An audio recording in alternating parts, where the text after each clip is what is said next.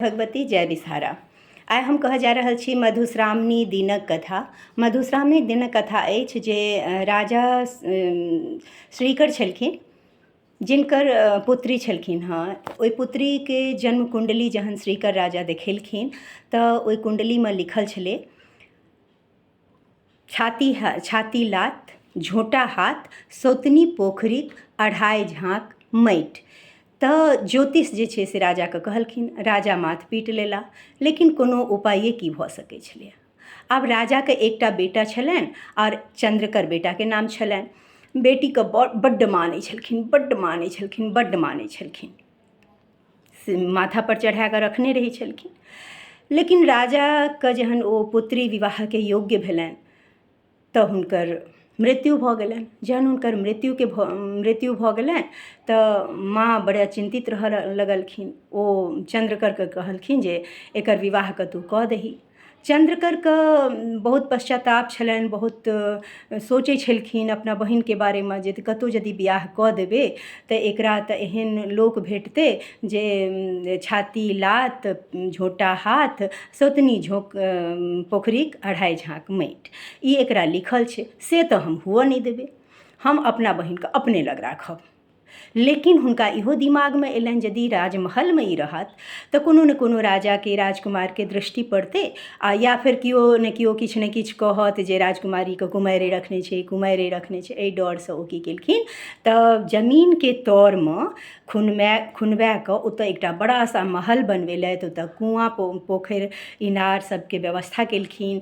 सबटा व्यवस्था जे एकटा राज्यके होइ छै, लोकके रहैके लेल होइ छै, सबटा व्यवस्था चन्द्रकर करवा देलखिन ओतऽ।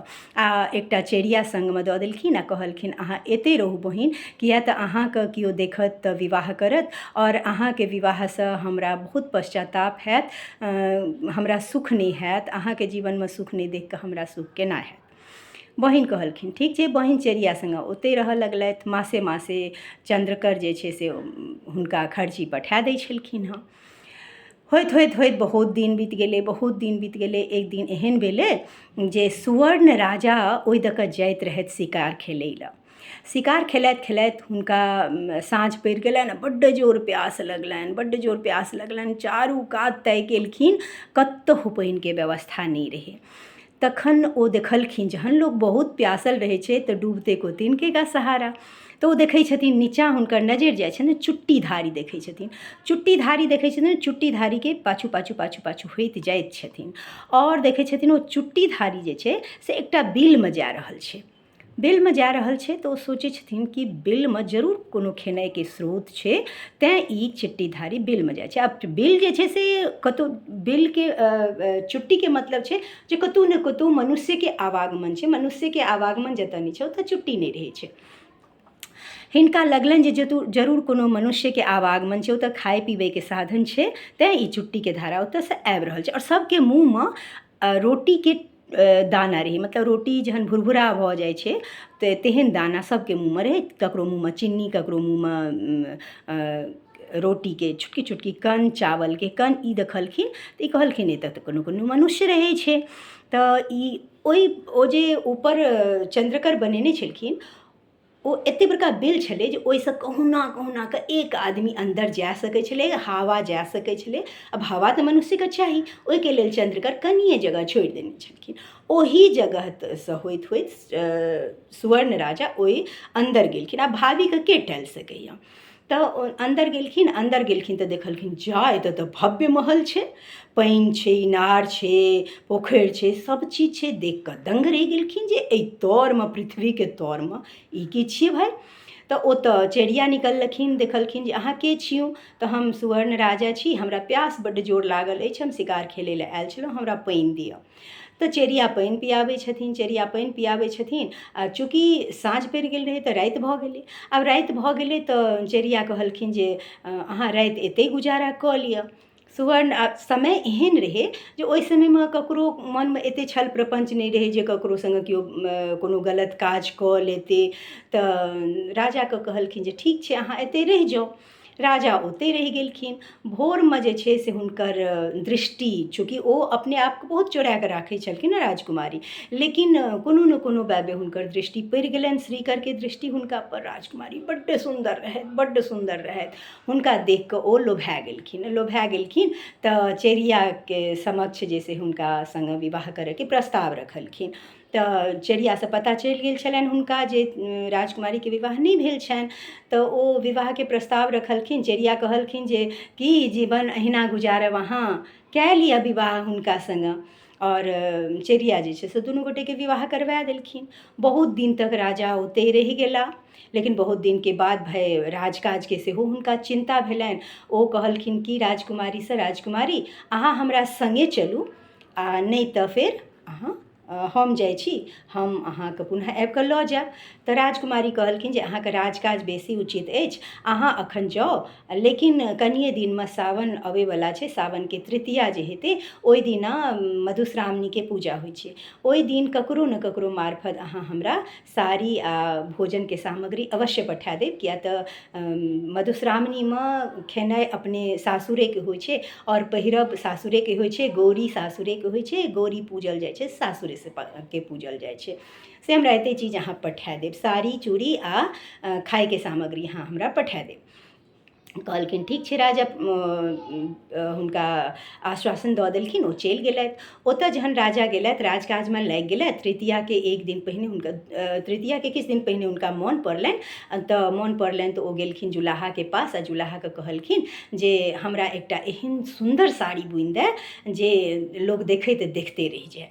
जुलाहा कहलकै ठीक छै।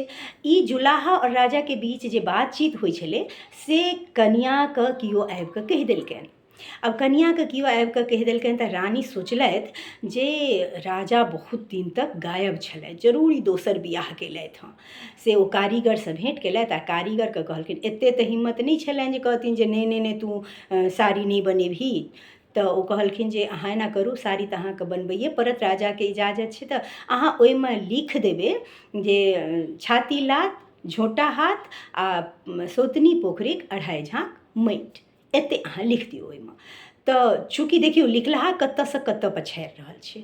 ओ जुलाहा जे छै से ओहिमे लिख देलकै, साड़ी चोपेट कऽ हुनका दऽ देलखिन राजाके। राजा चोपेतले साड़ी चोंगामे देलखिन, ओहिमे कनि चाउर दए देलखिन, आ कहलखिन कि कौआ सब, ओहि समयमे कौआ मैना सबके लोक पठबै छलै, बहुत सीक्रेट बात कतहु कहनाइ छलै, पठेनाइ रहै छलै चिट्ठीमे, तऽ ओ लोक कौआके मार्फत पठबै छलै।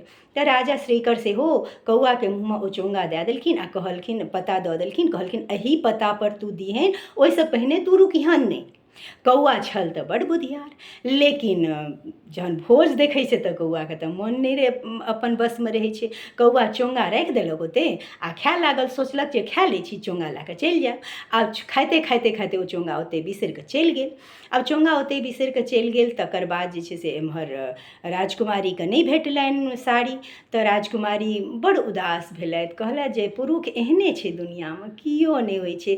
बाप जवान भेलहुँ तऽ बाप मरि गेल, आ ओहिके बाद भाय भेटल तऽ भाय हमरा असगरे छोड़ि देलक एतऽ, आ ओहिके बाद जहन बियाह केलक तऽ ओहो ओहने भेल, यानी पुरुष एहने होइ छै। और ई सोचि कऽ गौरीके उजरा फूल आ उजरा चाननसँ पूजा कऽ लेलथि, किया तऽ गौरीके लाल फूल और लाल सिन्दूर चढ़ै छै, लेकिन ओ उजरा फूलसँ, उजरा सिन्दूरसँ, ओ उजरा चाननसँ हुनकर गौरीके पूजा केलखिन, आ कहलखिन हे गौरी माता, हमरा एहन आशीर्वाद दिअ जे जखन अहाँ श्रीकरसँ हमरा भेँट हुअ तऽ हम बौक भऽ जाय। तऽ अहिना भेलै। ओहिके बाद पूजा कऽ लेलथि। चन्द्रकरके पता चललनि जे बहिन बियाह कऽ लेने अछि। जहन बहिन बियाह कऽ लेलक तहन हम आब खर्चा किया दियौ, तऽ ओ खर्ची बन्द कऽ देलखिन। आब खर्ची जहन बन्द भऽ गेलै तऽ धरातलके तौरमे अनाज कतयसँ एतै, राजकुमारी की खेती। चेरियाके दया लगलनि, चेरिया बहरेली तऽ राजा सुवर्णके पोखरिमे माटि उघल जाइ छलै। तऽ ओ कहलखिन कि ओ तऽ माटि उघऽ लगलथि, ओ किया नहि गेलखिन, राजा सुवर्णके छियै, ककरो माटि उघाइ छै तऽ उघऽ लगलथि। तऽ ओहिसँ जे बोनि भेटलनि ओहिसँ राजकुमारी आ चेरिया दुनू मिल कऽ खेलथि। एना होइत होइत बहुत दिन बीतलै। आब ओतेक जे अनै छलखिन दुनू गोटेसँ, दुनू गोटेके पेट नहि भरै छलनि। राजकुमारी कहलखिन अहाँ असगरे कतेक दिन खटैत रहब, हमरो लेने ने चलू, हमहूँ अहीँ सङ्गे काज करब। राजकुमारीके मना केलखिन बहुत दिन तक चेरिया, लेकिन राजकुमारी नहि मनलखिन। तहन राजकुमारी हुनका सङ्गे गेलखिन आ ओहो हुनका सङ्गे माटि उघऽ लगलखिन। माटि जहाँ कि उघऽ लगलखिन आ कि माटि उघथिन आ उघिकऽ फेकथिन आ कहथिन कि जे सौतनीक छाती लात झोटा हाथ, सौतनी पोखरिक अढ़ाइ झाँक ईंट, तऽ अढ़ाइ झाँक माटि। आब ई जे छै से किया कहथिन, हुनका याद छलनि जे पिताजी कहै छलखिन जे एकरा ई चीज लिखल छै, चन्द्रकर राजा सेहो कहने छलखिन।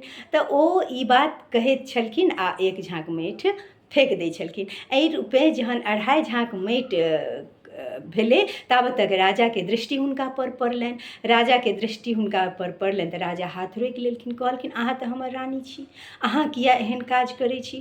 तऽ कहलखिन, तऽ ओ बोक भऽ गेलखिन। तऽ चेरिया एलखिन तऽ सभटा वृत्तान्त कहलखिन, तऽ ओ कहलखिन जे कारीगरके बजेलथि। आब कारीगरके कोन दोष रहै, कारीगरके कोनो दोष नहि रहै। तहन कौआके की पता छै, आब कौआके तऽ लोक नहि मारतै। तखन ओ फेर जहन अगिला मधुश्रावणी पाबनि एलै, ओहिमे लाल फूल आ लाल चाननसँ राजकुमारी पूजा केलथि। आ तकरा बाद जे छै से राजकुमारी बजलखिन, सभटा बात बजलखिन। ओ साड़ियो भेटलै, ओहि साड़ीमे लिखल जे रहै सेहो भेटलै। तऽ जेठकी रानीके जे छै से मारि पीट कऽ राजा भगेलथि आ छोटकी रानी सङ्गे सुख रहऽ लगलथि। तऽ एहि दुआरे